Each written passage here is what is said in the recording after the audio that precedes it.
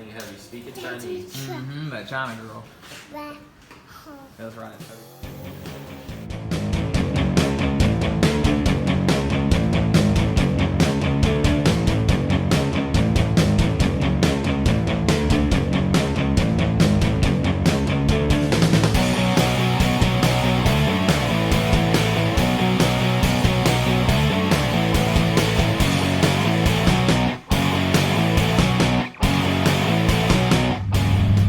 Hey, what's up YouTube? So it is currently Sunday, the day before Labor Day, and me and the little guy are on the way to my buddy Rory's house to drop off my old polyurethane motor mounts from the Mustang. Quick update on the Mustang since we're on the subject. It's still at Rusty's shop. Rusty told me it was probably going to be about 2 weeks before he would have the cage done, so roughly another week before that's ready to go. But I got something special for everyone today. Me and Rory are going to do a budget build, subjects of what you have to think about, what you need to look at whenever you're doing a budget build. Rory's been building cars for the past probably 10 or 15 years, and he's always been on a tight budget. He's really good about building stuff that's fast for, I guess you could say, cheap. So you'll have me, you'll have one side of the street with me because I try to buy, I kind of have a high budget that I spend on the car. And then you can kind of hear Rory's side, who is more budget minded and more about getting the most bang for the buck that he can. So we'll get over there and we'll get set up, and I'll see you guys then. Hey, what's up everyone? So I'm here with Rory. Go ahead and let Rory introduce himself. What's going on? Rory, local Clarksville dude. Moved here forever ago and just had a Mustang, just sold it, and now we're trying something different. Yeah, I said earlier, I did like a GoPro on the way here, and I think Rory's been building cars for like, what, 15 years? Longer than I have. Probably, 2002, 2003, when Midnight Madness was huge, I would lie to my parents, tell them I was going to go play Xbox at somebody's house, go sneak out to the track, run midnight to 3 a.m. in my Nissan, go home. About 17 years old, I started buying turbo stuff for that, and I'm 31 now, so it's been a long while. I've actively been building and breaking something. So This will be my third car that I've really gotten into. I kind of keep her for a long time, usually about 6-7 years, and then I'll sell them, part them out, or whatever. So you had the Sentra. Yep. How fast did it go? It went like. It can never hook, and then I'd break the trans or a clutch. But I think the fastest on the smaller turbo was like a 8.0 at like 98. And then I put a bigger turbo on it, and after that it was just no chance of hooking, no chance of anything. So decided to get on the rear wheel drive kick. Luckily Jesse sold his car to me. He wanted a Camaro, and that's what got me on the bug of the drag radio game. And I had that from I think 2011 to earlier this year. Sold that. Wanted to try something different. Got a Mazda. Decided felt kind of forced. So then wound up back in the Mustang. Yeah, I think the Mustang was the better pick just because it's going to be easier to build. You know what I mean? Like there's stuff that you can buy off the shelf if you need to. Whereas like with the Mazda, you were going to have to hand fabricate everything pretty much. Yeah. And then like the wheelbase on the Mazda is like really far. It looks far apart. It's funky. I set more to the rear than I did to the front. And just like looking at the suspension, stuff like that. These things I know Fox bodies more than anything, so it's gonna be a lot easier to figure out how to make it work no matter what I do to it. So yeah, I guess that kind of get us like I made a little list here to keep us on track, kind of because we're getting bullshitting around and stuff. Get off on some tangents. But so this is just a quick video over budget build, and we'll just talk about some topics with budget builds. So the first thing I got wrote down on here is your goals. So whenever you're starting to build, whether it be a drag race build, a drift build, a street cruiser build, what have you, you gotta set your goals at the beginning and figure out what kind of budget you need to have, because believe it or not, it does cost more to go faster. The faster you go, the more it costs. I don't care how much work you can do yourself. At some point, you know, the parts get more expensive to be reliable the faster you go. And that's just the name of the game.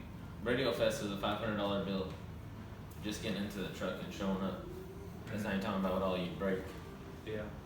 Yeah, the faster you go, the more expensive it is. And the more expensive it is to maintain. So I think you gotta set your goals early, and then you can start from there and figure out, you know, what you wanna do. Yep. Yeah, that's, as far as budget building stuff, I think people get lost in the sauce on it. They wanna budget build it, but then they wanna build a pro mod. Yeah. It doesn't work. I mean, you can cheap out on some stuff and whatnot. This car will be extremely budget built, but my goal is drive it to the track, run some like bottom sixes. If I turn it up real high, maybe squeak out a 5, drive it to a cruise in, let my kids enjoy it, drive my dogs in it, just whoever. Just, it'll have a back seat, it'll have radio, it'll have heat, it'll have some cheaper parts, but as I find deals, it'll start to get a little more serious. Yeah, you know, right. But yeah, main deal is get it running, get decent stuff on it, and get it going. So the next thing I have on here is, and Rory can speak on this a good bit, is function over form. And what that means is you got to realize that if you're trying to do something on the cheap, it's not going to be pretty. You can't. Yeah. Pretty costs money. Yeah. If you're doing something on the cheap, you know, it doesn't have to be pretty to be fast. A lot of people say. No. I mean, Yeah. as long as it holds and it works good, Yeah. it should be fine. There are things that I have cheaped out on already. Like I did not buy the LS to mod motor mount adapters. I just made them out of a piece of steel. They ain't pretty. I mean, it's just some metal cut and drill, but it most definitely runs CNC. Which I would never jeopardize safety, but I'll jeopardize some pretty stuff. Yeah, and I mean, honestly, because I told you guys I was bringing Rory those motor mounts over here, and if you look on like UPR's website, the LS to mod motor adapter, all it is a piece of metal with holes drilled in it. So instead of buying it from UPR, Rory cut it out of a piece of metal and drilled holes in it, and you have the same thing. All it cost him was a little bit of his time and a drill bit, probably, you know, a little bit of wear and tear on the drill bit. Yeah. I guess that goes into the next thing I have written down, which is your mechanical ability, and then we wrote down fab steel versus pre-made junk. So I guess what I mean by that is, if you're trying to build something on a budget, you're going to be doing it all yourself. You know, you're not going to be able to pay a shop to do the work. There may be certain things that you need to pay a shop to do, like if you don't know anything about transmissions. Whenever you're looking for a transmission, you might want to budget out a little bit of money to get that thing to a builder who can build it right the first time. Because if not, then you might have issues with it down the road, and now you're spending more money out of your pocket to fix something that you could have did right in the first place for just a little bit more money. You want to talk on that a little bit, Rory? Yeah. I mean, even like the last car, there's things that, you know, say a manual brake kit. I mean, you know, you can buy a manual brake kit for a couple $100. And as I got more well versed in fittings and this and that, I mean, I'm gonna probably make a manual brake kit for this. And you know, I've got a buddy with a mill. He's gonna make the adapter, and I'll probably have $50-$60 in it after I get line fittings and everything of that nature. I didn't cheap out on quality. I just figured it out. Yeah. So you kind of know what works. You've done your homework. You know what works, so you don't have to go on some website and buy a pre-put together kit that I don't even know how much the markup is on a kit like that. I mean, it's Yeah. up there. Yeah, I mean they're great. If you just want it all done and you want it there, they're awesome. There's not a kick against the company for charging that much, but it's a tax. It's a luxury tax is all it is. You know, you want that nice product, you want it there. That's great. I enjoy the chase. A lot of the things on this car I like the hunt. You know, I'm gonna pin my own pin my own harness, do this and that. Cause a lot of pain to myself, but I like it. at the end of the day, it's just the hunt that I like. It's like the difference between going to the convenience store down the road where everything's marked up because it's a convenience store, or driving down the road to Walmart where everything's a little bit cheaper. But you got to go that extra mile to get the cheaper price. That's like Lethal Performance. Like they're a big Mustang, a big name in the Mustang community, and you can buy like the pre-made fuel systems from them. Yeah. And it's like, you know, you're paying $1,000 for this pre-made fuel system when if you pieced it together even off Summit, who's kind of high, you know what I mean? Mm-hmm. Even if you piece that fuel kit together from Summit, none of the fittings are going to be together. So I mean, you're going to have to build the lines, but you could probably save 300, 400, maybe even more than that according to where you buy it from. You gotta weigh out that cost versus convenience. Yeah. Which one you want to do? Yeah, that's a big one. All right, I wrote down on here, fast, cheap, reliable, pick 2. Yeah. I don't know, you might could poke some holes in that. Maybe just... Fast nowadays is a lot faster than I'm going to go. Yeah. Maybe fast in 2010, I can go fast, cheap, and reliable. Fast, cheap, reliable 2018, it won't be.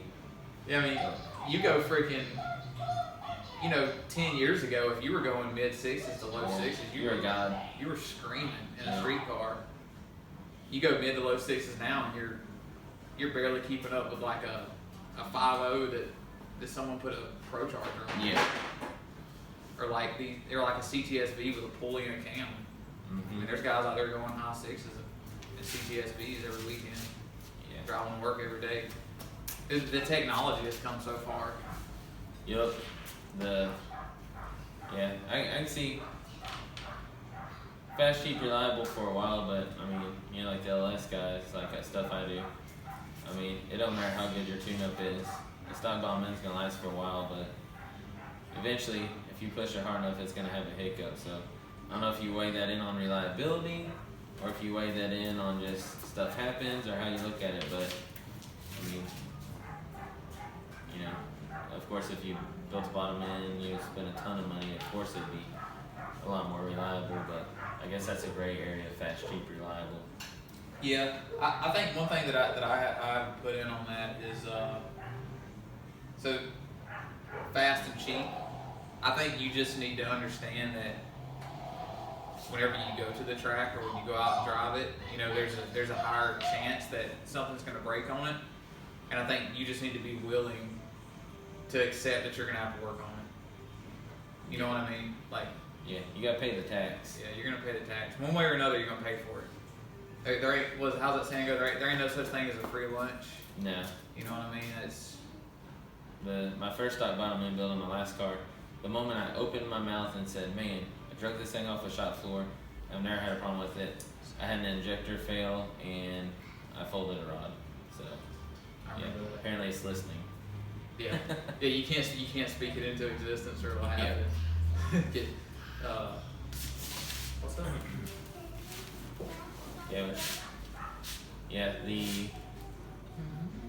Yeah, just the tax. Like what else? I used to always talk crap. Like, man, 9 inches way to go, 9 inches way to go. I think I did a funky burnout is what it was, and about 60 foot out, my rear end explodes. It explodes so violent, I thought I was gonna wreck the car. So, yeah, it most definitely is listening. Whatever it is, it's listening to you. It was on the pass too. Yeah. That was a radial fest, wasn't it? Yeah. It wiped out rear end, drive shaft got bent, transmission housing got cracked, and it wiped out the center support in the trains. So, yeah, it's a great way to start the year off. The first 60 foot just completely obliterated everything. Yeah, that sucked. That was a shitty day. Yeah. I wrote down on here cost comparison and then risk versus reward. I guess that's kind of what we were talking about before. Yeah. Like the risk versus reward. Like if you put some cheaper parts on it, you know, is it worth the risk that you're gonna break on it? Are you willing to take that risk? Yeah. And who knows? You might take a stock bottom LS and be like, Capizzi. Just set the world on fire. Yeah. Or else you might be like some of the other guys that put one in there and sling a rod out of the block the first time they go out to the track. Yeah. The that's the biggest thing, I guess.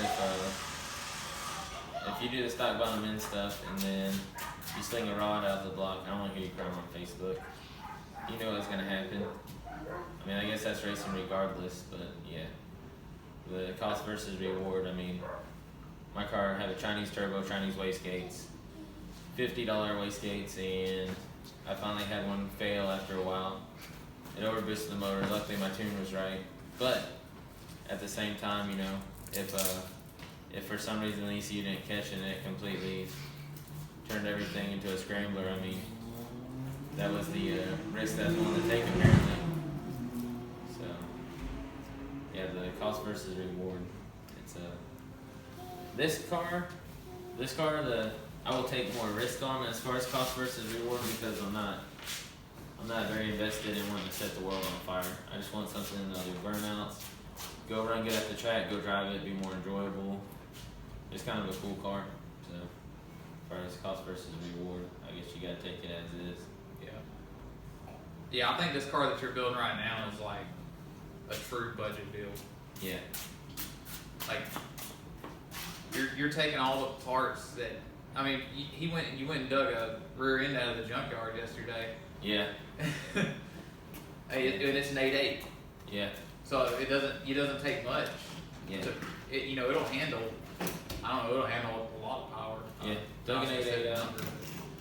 Dug an 8.8 out. Sourced a stock harness from a buddy, so I can use the pigtails for the micro squirt I'm going to use. I'm going to use a micro squirt on this one because it's cheaper. I cut up my old turbo setup, redid all that, so it's a little bit different. I just have random motors and sensors everywhere, so that's what that's going to be. Had a couple buddies just give me a few parts, this and that. Sourced a couple things from the junkyard for cheap, and yeah, so far a lot of the performance stuff has just been stuff I just hoarded that I've just completely forgot about. Injectors, I've got like 16 decapped injectors in here I'm going to send off to get flowed, so if you're a 75-pound injector, I should be able to make 500-600 horse and go enjoy the car. So. Yeah, all day. But that's another thing, cost versus reward. Decap injector goes bad. It's not like ordering $1,000 FICs. If it toasts the cylinder, I can't be mad. I just gotta laugh about it and buy a better injector. So. Yeah, I think that's another thing is keeping a positive attitude about everything. Yeah. I mean, we all do this stuff for fun. You know, I've even gotten to a little bit more of the competitive aspect of it, but it's still just all for fun. You know what I mean? Everyone deals with enough issues at work and throughout the daily life. Like when I'm at the drag strip, it could be the worst day at the drag strip, and it's still more fun than like the best day at work. Oh yeah. You know what I mean? No matter how bad you hate it too. Like the last car, it's like, man, I'm over this. I'm done with it. Even at Radio Fest, I've completely killed my entire drivetrain. I looked at my base, I'm not having fun with this anymore. I think I'm out. And because I had the car, you know, it's like, well, let's fix it. I fixed it. You know, went 5. What was it? I fixed it. First time I ran it. Won like a street car event. Then did another test run, and then I went out and ran a couple 5-second passes. And I was on cloud 9, so yes, most definitely worth it. But sometimes it'll test you getting there. Yeah, that feeling of success after you've struggled for so long. Yeah. Like there's no feeling in the world that could beat that. Like I don't think there's a drug in the world that could have the kind of high that you get whenever you've been struggling, and then you go out and you click off that personal best. Like there's no better feeling. Especially winning and stuff. All the stuff I went through last year, just winning a small event, I was super hyped up. I don't think I slept. Luckily, I was on vacation because I drove the car, unloaded the car, drove it that night to Sonic, drove it everywhere. I think I drove it for like a week, just everywhere. I was so happy with it. So yeah, most definitely, when it's good, it's good. When it's bad, it's terrible. Yeah, you definitely get some highs and lows, some ebbs and flows, so to speak. But not this thing, not Cousin Vinny. No, So the car's name is Cousin Vinny. It's gonna be grimy, and I mean, I care about it, I just don't care. I mean, if it were to get wrecked, I'd just be like, eh. At least it's fun. Put some better parts, put some Yeah. power parts on Yeah, it. put some power parts, go back out. Eventually it'll spiral out of control, I'm sure, but for a while I just wanted to drive it and do burnouts and have fun. The next thing I got on here is I've got internet research and basically what works and what doesn't work. So if it's probably been tried. Whatever that you're thinking of in your mind that you want to do with the build, it's probably been tried before and it's probably been written about on a forum somewhere. And I think if you're on a budget build, you know, you can't be different on a budget build. No. You know what I mean? Like, you can't be different. Being different is expensive. Being different requires machining. Yeah. So, you know what I mean? If you're on a budget, I'll name off all the stuff that everyone uses. The common stuff that you look on any website, anywhere, and it's the combination of people don't tell you. Watch body, a Mustang, an LS engine, a Chevy transmission, whether it be a Power Glider, TX400, and a Ford 88. Yeah. That's like the winning combination, and that's probably the cheapest combination. Yeah. And that goes back to doing it right the first time. Yeah. You know, you've done your research and you know, hey, these parts work. I can push these parts to this to X amount of either speed, mile per hour, horsepower, what have you. You know what I mean? And I'm not shy either, so I'll do my research, make sure I think it's right, and then, like I told him, I got on Yellow Bullet and I hit these dudes up and I was like, hey, here's the research I've done, here's what I'm doing. You want to tell me to go blow smoke, that's fine, but tell me if my theory's right. And most of the time, if you come at them humble, they'll write you a book. I mean, even if you just get on Google, like if you look at my search history right now, I'm just like, it's just tons of stuff like even like, I realized how the mod motor mounts look, and so, I Google mod motor mounts to LS stuff, and there's just a whole list of stuff that I found one day. So, and most definitely, just research, don't be scared. Yeah, I'll see people ask a whole bunch of questions all the time, or this and that, where it's like, hey, well, what about this? And I'll just Google it and be like, yeah, man, it's right here the whole time. Oh. Yeah. It's like, man, if you want to pay somebody to do that stuff, their time is worth their money. I don't know if it's necessarily, if it's a pipe that'll make however much horsepower, it's not necessarily the cost of the material they're manufacturing. Sometimes it's just the knowledge, the time that they put in it. Because some of these cats have been doing this stuff for 20 years, or they stay up all night researching and stuff. Sometimes time is worth the money as far as research. Yep. And I think that's where you save the most money, is just being smart about it. Doing it right the first time. And spending the money where it needs to be spent. Like, as far as the budget build goes, I think there's things that you can skimp on, and there's things that you absolutely can't skimp on. Yeah. And you got to know the difference. Like, I know that I can go buy a VS Racing turbo, VS Racing blow-off valves, and VS Racing wastegates, and run those all day. I can build. Honestly, I would use that stuff on a Radio versus the World car. Honestly, because it's a basic design. If it does what it's supposed to do, then what does it matter if it costs $100 or it costs $500 at that point? But then there's other stuff that you can't skip out. Fuel system. Yeah. But granted, I'm doing decap injectors, so I just shot myself in the foot on that. But like I said, if they go bad, I understand. Yeah. Like Happels don't BS me, Bill. I mean, they seem to work well enough. I'm also not shooting for the moon either. I'm just trying to have something fun. So. Yeah. Yeah, it's definitely a. I call it a sickness. It's kind of like a disease, man, because you go so fast and you get used to it, and you want to go faster. Yeah. And then it just spirals out of control. Yeah. That's like with my car. I originally built my car to break into the sixes, and I took it out. It went 690, and I was ecstatic. And I was like, oh well, I mean, it could probably go a little bit faster. Went out the next time, went 660s. Like, that's pretty cool. Well, all the rest of these guys are going low sixes. I want to be competitive with them. Turn it up a little bit more, go like, 630s? Yeah. And then it just spiraled out of control from there. Trans brake, bigger turbo, E85. About to say, after Radio Fest where you won the King of the Street thing, it just kind of. Yeah, it got out of control. Yeah, wild. you get so competitive and you kind of want to you see these guys going these times and competing and you want to be part of it, and that's kind of when budget build kind of goes out the window at that point. Yeah, that's a bad thing. Like even like testing, Women Trail Fest, and I tested, there's Radio versus World guys all around me. I was like, man, this is so cool. I gotta figure out how to do this. Still ain't figured it out. Still ain't figured out the money part, but yeah, it's most definitely. Even if I ever keep, I'll keep this car, but eventually I'd like a car like that. But it's like you said, it's a drug. I don't know.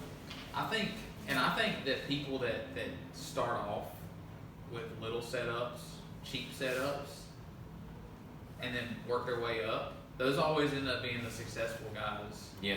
Because I've outrun plenty of guys, and you have too. We both outrun plenty of guys that have more money than we do.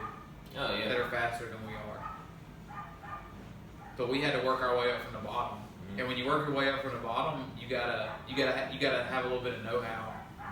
And you can't just throw your purse at something and fix it. Yeah. So I think from humble beginnings, that's a big deal. Yeah, I think that's what I'd like to get back at, is try to just start simple and keep going. It's because after a while you just kind of get to a point where you're just like, I'm going to throw everything but the kitchen sink at it, and it doesn't work out.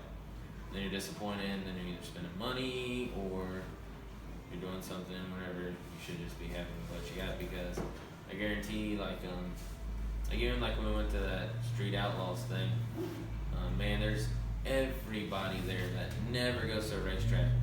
So, all they know is TV, Street Outlaws are coming to Union Hill, and they gotta go. My car is a chump. It was the best ever won. It went a 580 at 120, but regardless, it's a chump compared to most of these guys. And I just remember doing like a burnout, coasting past the line, backing up, and just people were just like taking pictures and like so happy to see a car. Just to see a turbo car, whatever it was kind of like humbling. Like, okay, just because you think it's a slow piece of crap, or like Andrew's car goes this fast and mine doesn't go that fast, it's like, man, this thing's garbage. Somebody out there is like, this guy's got it going on. Mm-hmm. It may be people can't afford to do that, they don't know how to, or they just don't want to, but you always get that person that's like, hey man, that thing, that's what's up. So yeah, I think people see that you have that drive. Yeah. And that says something about your attitude and your character, and people are drawn to that. They're like, man, this dude's serious. Yeah. This dude's willing to work, and it's paid off, and people look up to that. And that's a good thing. It's refreshing. Of course, I always like cars better, like yours, and you got yours, Jesse's, Billy's, Cameron's. Sergio's, everybody's. They're doing the thing. And they've been around forever. They paid the cost. All those dudes have started from crap and worked their way up. And now it's just like it's refreshing. This thing's refreshing because I don't remember what that's. It's just like cool, kind of scrounging parts together. Gonna do this, gonna do that. It's relatable. Somebody that's kind of new to the game can build something just as I can with this. Money wise. Research-wise, I might be a little bit more advanced and have some other stuff figured out. But if they do the homework, you can build something like this over in winter time, which is what I want to do. Yeah. It doesn't help that I have a engine and turbo setup and all kinds of stuff to where I can fab things up. But most definitely got the facility to do it compared to some people. But yeah, and that just comes with time. Yeah. You just accumulate stuff. Mm-hmm. I kind of like that. Have you been watching the 10K drag race shootout challenge? That'd be cool. Yeah, I kind of like what those guys are doing, and that kind of goes into a lot of stuff that we've been talking about anyways. Is you've got those guys who have the experience, they've done their research, they know what works, they know what combinations work, and they have the ability and the fabrication skills to make most of the stuff they need anyways. Yeah. And that's a huge thing with budget, is having the mechanical ability and the fabrication skills to make your own stuff. Or even the connection. As you go, I remember like say my Nissan, I couldn't weld, I didn't know how to, didn't know, you could buy a machine, a basic machine that, makes them look like crap, but at least learn. So, like even something like cutting off a catalytic converter, welding the header flange and this and that. I mean, I'd go to a muffler shop somewhere and just pay to have it done. And as time goes, you know how to do that now. And if you didn't, you're not a complete stranger anymore. And as you make friends at the track, you have something to offer, they have something to offer, and you can trade work, or hell, they might just like you and feel bad for you because you've got a slow car and help you out. So that's most definitely the biggest thing. Is that I think that's the biggest factors of success sometimes, is people helping you want to watch you do good. So, like, I mean, whenever I broke my rear and I was like, holy crap, this is the first day, it's like the second pass I've done the testing. I think it was all hands on deck. I know, at least, I mean, it was a blur, but I know Matt Cole got gear fluid all over his shirt, which I felt terrible about. Rusty Olson was over there. You were. Billy was like making phone calls, walking to the tower trying to find one. Shannon Taylor, James Roulette, all these people are walking around trying to find one. We're cruising the pits, and James's buddy just like swung by the next morning and brought me a third number. They're a favorite, so most definitely lucky. Or even my turbo that I have now, the China Girl. I post on Facebook, hey desperate post. Blew my turbo up at a race, and the next morning Shannon Taylor shows up with the turbo. So you can't get any luckier than that as you meet friends. Yeah, that was clutch. That was clutch, just in time. MVP. Yeah. We got it on just in time to warm the car up and go through a burnout. So. Is that whenever you lost the transmission cooler? So I'm still looking for it. We found it on a picture, not on a surveillance photo. This freaking transmission cooler is still at Huntsville Dragway at the end of the track somewhere. Yeah, apparently I knocked my trans cooler loose in the process of installing the turbo and loosening stuff and moving it, and I felt something slip under my tire, and I was like, oh god, this isn't going to be good. And then it just stopped pulling, and I was like, oh, this really isn't good. And yeah, I thought I heard something sliding, but yeah, the police are still out there looking for him. Yeah. He's like a 1992 Econoline trans cooler. If you see him, call me. Yes. It's going to be featured on Unsolved Mystery next week. yeah, because nobody ever found it. Nobody ever threw it over the fence or anything. You just you see a video of it sliding, and then that's it. I don't know, maybe one of those dudes was doing a budget build. He was like, oh shit, I got a transmission cooler. I know that works on that car, and then I'll go 618 and throw it over the fence. I got it. Yeah. Oh man. Yeah, I think we're like over 30 minutes now, so we'll go ahead and wrap this thing up. Rory, thanks for sitting here in front of the camera and talking with me for a little bit. Yeah, I'll bring those tires over too. Cousin Ben is gonna be out next year. Yeah. But hey, we're gonna wrap this thing up. I hope you guys enjoyed it. I hope you learned a little bit from it. Maybe it gives you some ideas or gives you some motivation to get started on your build if that's what you're looking into doing. But as always, stay tuned to the channel. Don't forget, if you like this video, hit the like button, and if you're not subscribed to my channel, hit the subscribe button, and we'll talk to you guys later. Peace. Then you have you speaking Chinese. That China girl. That was right at 30.